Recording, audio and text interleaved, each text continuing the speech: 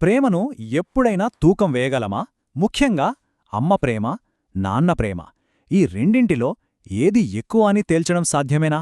ఇది చాలామంది పిల్లలు తమ జీవితంలో ఏదో ఒక టైంలో ఎదుర్కొనే ఒక సున్నితమైన ప్రశ్న. ఈరోజు మనం వినబోయే కథలో ఈ లోతైన ప్రశ్నకు వినాయకుడి రూపంలో ఒక అద్భుతమైన సమాధానం దొరుకుతుంది. చూడటానికిది చాలా సింపుల్ క్వశ్చన్లా అనిపించొచ్చు, కానీ దీని వెనకాల ఎన్నో ఇమోషన్స్ ఉంటాయి.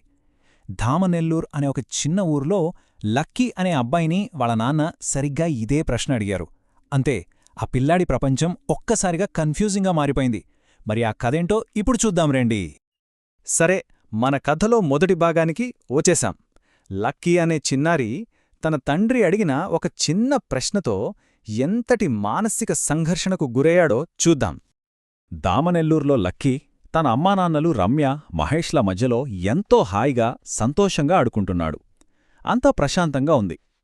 అప్పుడే అతని తండ్రి మహేష్ సరదాగా ఒక ప్రశ్న అడిగారు. అదే లక్కీని ఆలోచనలో పడేసింది. లక్కీ మనసులో ఆలోచనలు మొదలయ్యాయి. ఒకవేళ అమ్మా అని చెప్తే, అయ్యో, తననింత ప్రేమగా చూసుకునే నాన్న ముఖం చిన్నబోతుంది కదా.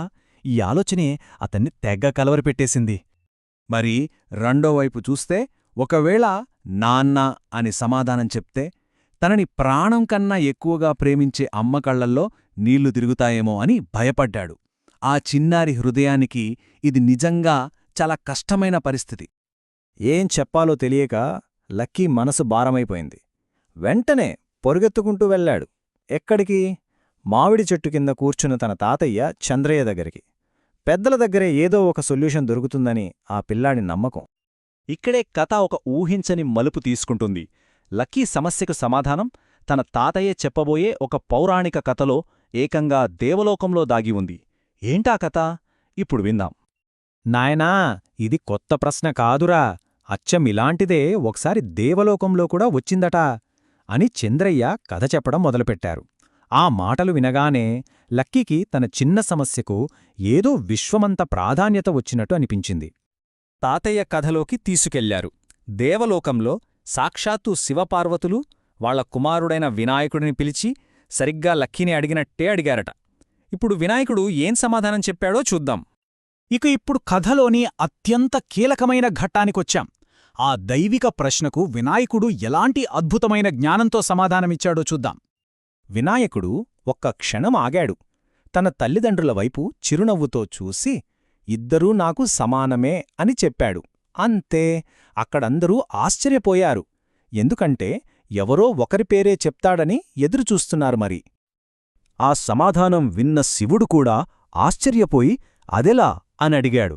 ఆ ప్రశ్న మనల్ని నేరుగా ఈ కథలోని అసలైన జ్ఞానం దగ్గరికి తీసుకెళ్తుంది.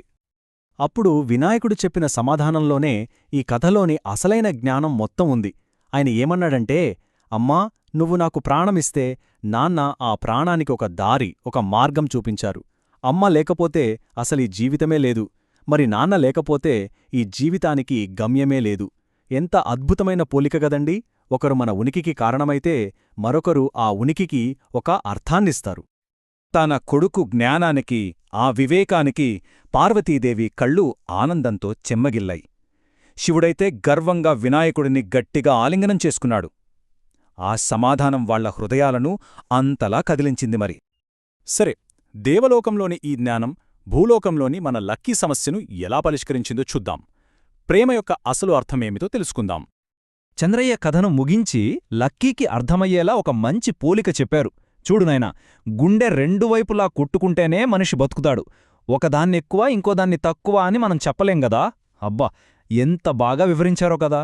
తల్లిదండ్రులు ఇద్దరూ అంత అవసరమన్మాట.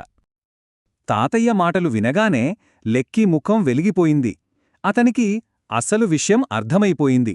నవ్వుతూ అన్నాడు, అంటే తాతయ్య, నాకు ఇద్దరూ కావాలన్నమాట అని ఎంతో క్లారిటీతో చెప్పాడు. సో ఈ కథ మనకు చెప్పే నీతి ఒక్కటే. అమ్మ ప్రేమ మనకు ప్రాణాన్నిస్తే, నాన్న ప్రేమ ఆ ప్రాణానికి దారి చూపిస్తుంది. ఈ రెండూ కలిసినప్పుడే జీవితం పరిపూర్ణమవుతుంది.